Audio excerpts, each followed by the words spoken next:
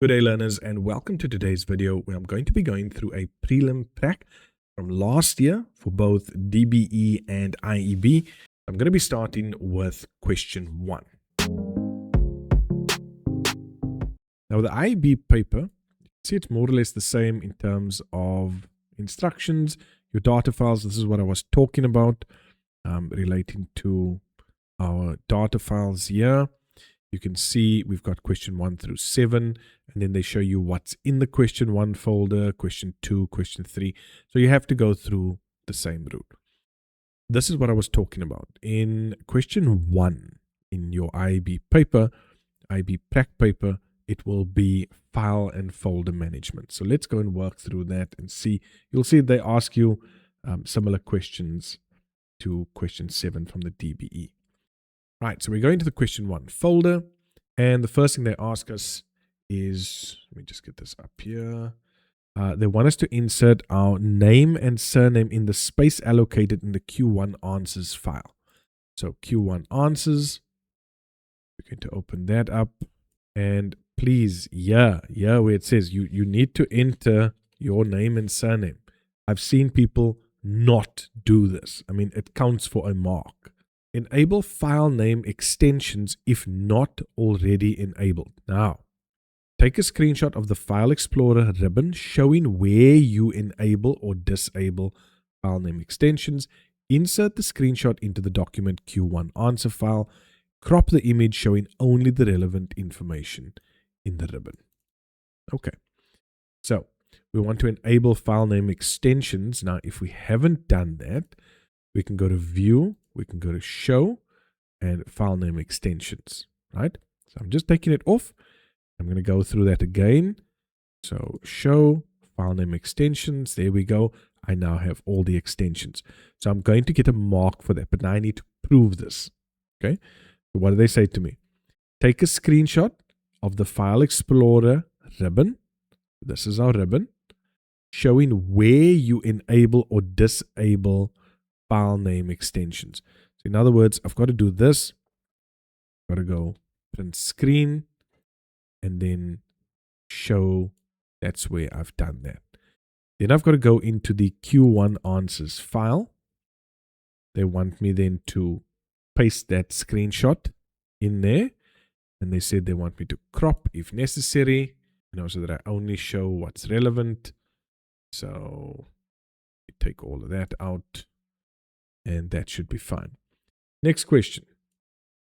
Sort all the items in the question 1 folder according to file size in descending order. Then they want a screenshot to be put into the Q1 answers file. Again, right? Showing all column headings and all sorted. What am I going to do? I'm going to go to my ribbon again. There's sorting. And they wanted, let's see, sort all items according to file size. So by size. And they want that in descending order. So once I've done with that, I've got to go make sure it's in descending order. That's fine. And then they want a screenshot showing all the column headings and all sorted files. So I'm going to go print screen, and I'm going to just take this section showing that it's all been sorted. Go to my Q1 answers, and I'm going to paste that in there, just resize it again. Question 1.4, determine the author of the file air pollution. So there's air pollution, but they want air pollution.docs. So it's that one. Type your answer into the Q1 answers. Okay, so I'm just going to go right click. I'm going to go to properties. From there, I can go to details. There's my author, and I can just copy that. There we go. Glory flood. 1.5, they want me to determine the size of the file air pollution. Let's just get there again.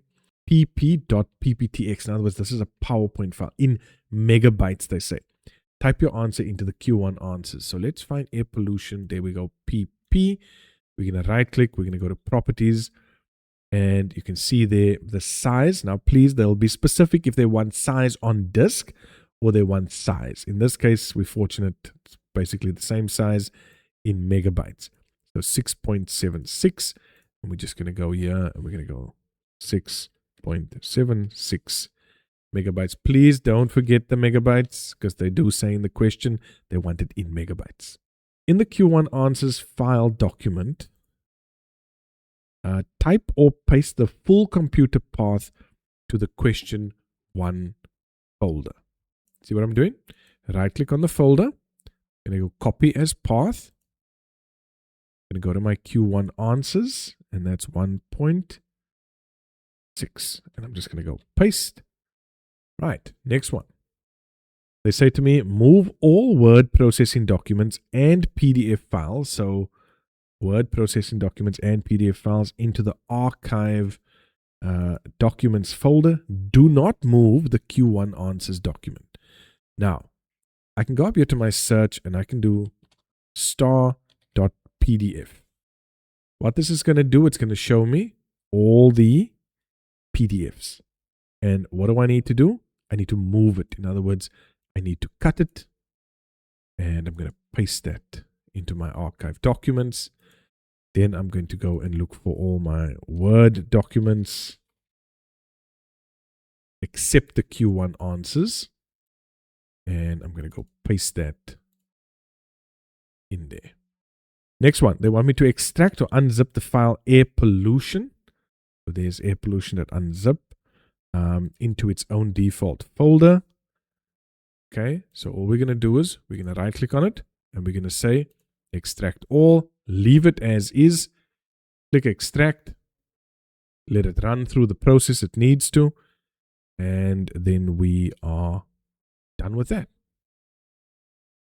Okay, and you'll see there's the zipped folder, there's the unzipped folder. All right, then they say delete for another mark. Remove all the image files into the images subfolder. Now, we can see here are all the images, and we're just going to, again, cut, and we're going to paste.